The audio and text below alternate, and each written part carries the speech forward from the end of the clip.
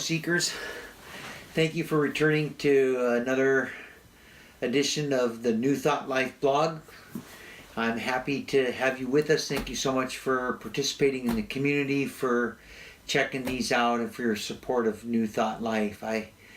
Our goal is to build a community and to have more interaction. You'll notice that we launched a new Facebook page. That's going to be helpful to us, and I hope you've had the chance to get a copy of the Awakened Giant Sleeping Spirit book, and I hope you've enjoyed that. In this section, we're going to talk a little bit about what the New Thought Life idea in creation and the New Thought movement as a whole is really about, from the New Thought Life's perspective, and that is this new thought life. In other words, we want to have a new life. We want new things to bubble to the surface that are going to bring us this happy, joyous, and free existence, that are going to allow us to live as free-thinking, peaceful, calm, loving human beings, to be able to follow our heart's desire. And one of the things that I think about when I am looking at these things is I think it's really great to think about, these old ideas and how we can begin to think new thoughts about these old ideas. And what we really want is to have some original thought, something that's new to us, something that's new, that can bring about this excitement that, hey, that there's some tangible evidence that this new way of thinking and being is helping me. So in that light, in the New Thought Life, we're going to look at one of these old ideas, a piece in the Old Testament that comes to us, I think, from David, is the 23rd Psalm. And it's worth, as you watch us, to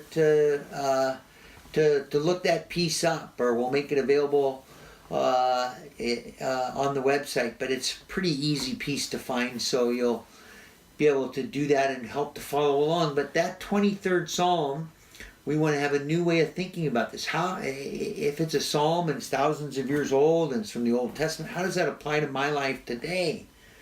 Not to the time of King David when they wrote the psalm. The psalms are like the songs, the poetry. They're beautiful pieces, many of them, to read, to me. And I hope they are to you too. The 23rd Psalm starts out by saying, "The Lord is my shepherd, I shall not want. He maketh me to lie down in green pastures. He leadeth me by still waters. He restoreth my soul. He leads me in the paths of righteousness for his name's sake."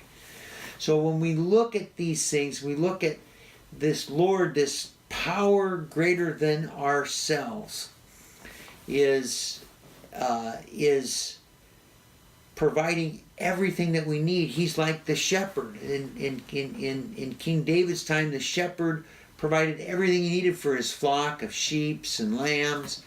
Anything that they needed, he took them to the fields to graze. He found safe places for them to lie down and sleep. He kept the other animals that would attack or harm these animals away. He stood watch. If an animal got sick, he cared for them. He helped them through birthing. The shepherd provided everything that they needed. And this is the way this power greater than ourselves is. We don't have to struggle in this life if we can rely on this power greater than ourselves in alignment with our own will. So our will and God's will in alignment, everything that we need will be provided for, because that is the shepherd. We're no longer relying on ourselves alone.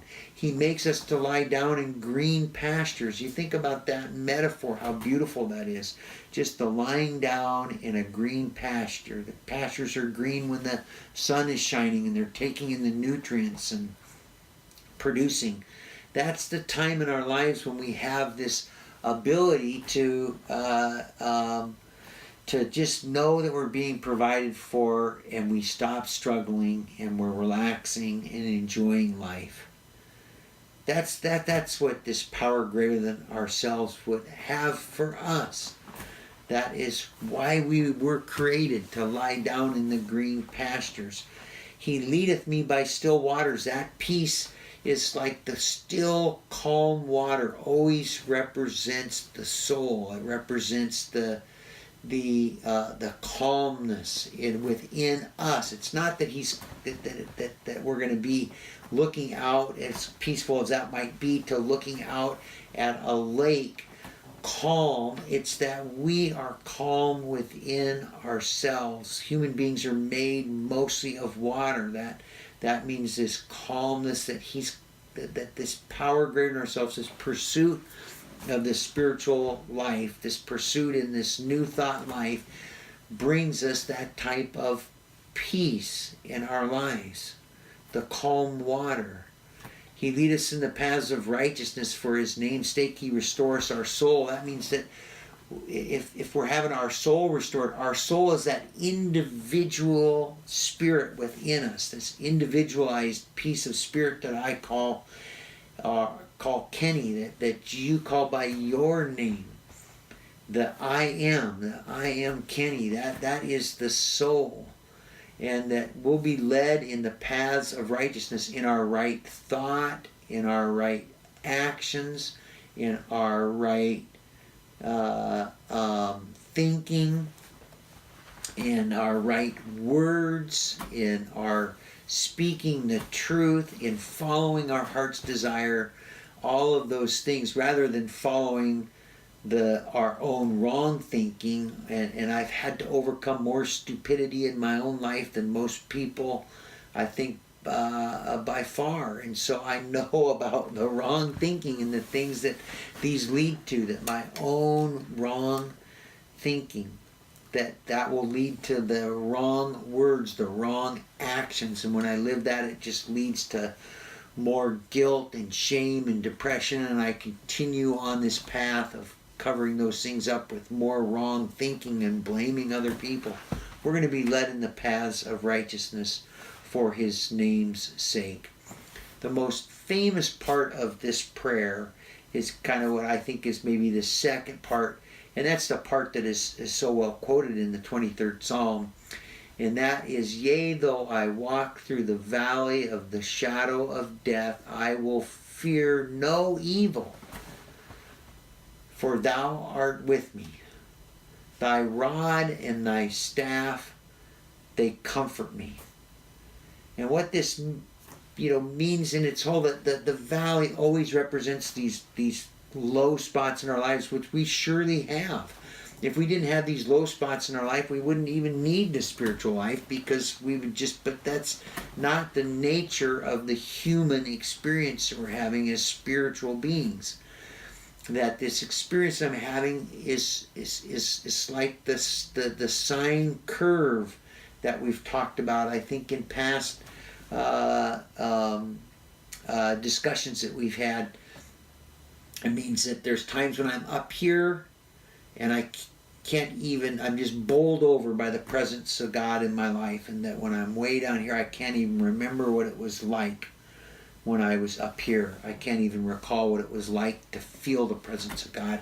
That's the valley of the shadow of death. The shadow is always something that's not real. We perceive that it's real. We might be scared of the shadow. We might see something moving, but it's just a shadow. But we believe those things to be real, but they really aren't. It's just things that are caused from our own wrong thinking, that I create those things in my life that make me unhappy through my own wrong thinking. And don't get me wrong, we're not talking about that everything that's ever happened to us. There are things where we can easily look back and say, I wasn't to blame for that.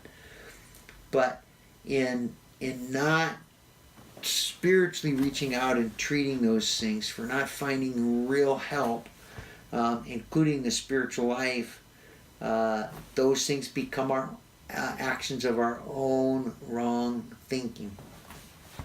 That this harmful thinking that is been a topic of so many of our discussions. That these are shadows. They're not 95% of the things that I've worried about the most in my life were problems that never really existed. And isn't that so true? That 95 and probably 99%, these problems that I have where I worry and I lose sleep, and in the end, when I look back on them, these are oftentimes problems that never really existed, or at least they were things that were taking care of themselves, that were unfolding, that I didn't need that kind of help with. So the final part of the 23rd Psalm is that thou preparest a table before me in the presence of thine enemies. That my head is anointed with oil and my cup runneth over. Surely goodness and mercy will follow me all the days of my life, and I will dwell in the house of the Lord forever. And how beautiful that is, that if we will pursue this new way of thinking, this new way of living, that we pursue the spiritual life, that we move in that as our largest motivating factor in our lives, is to move into the spiritual way of life, that this power prepares a table for us in the presence of our enemies. So what are our enemies? Again, our enemies are always our own wrong thoughts, are this harmful thinking. That's the enemies. Enemies aren't these people out here in the world that we think, well, that person's to blame for this, my mother was to blame for that, and my father was to blame, and this information wasn't right, and this person is a terrible president, and these problems. That's not the enemies. That in the presence, even with all of this stuff, if I pursue this life, this table is going to be set, and I will see clearly before me an answer. In the presence of these enemies, which are always internal. Our enemies are never external. That our head will be anointed with oil. That's like the God calling us by our name. That's a personal thing, that I'm anointed, that I have had a spiritual awakening. I've had a spiritual experience through working on these things together, that my cup runneth over. That means that I've got more in my life than I will ever need, and that and then these statements of fact, or what I call these statements of truth. Surely, if these things are true, and surely if I follow this path, and for those of us on the New Thought Life path, this surely goodness and mercy will follow us all the days of our lives, and we will dwell in the house of the Lord. That means that I am going to live in and have my being in God. I move and live and have my being in God. I hope you've enjoyed this. I hope especially that you're taking advantage of the community. You'll find some great new things on our website, on the Facebook, and I'm looking forward to hearing from many of you.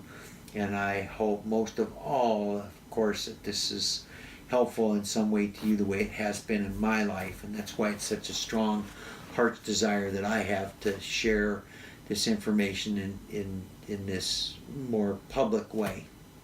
Thank you so much for your time. We love you. Thank you. We look forward to hearing from you.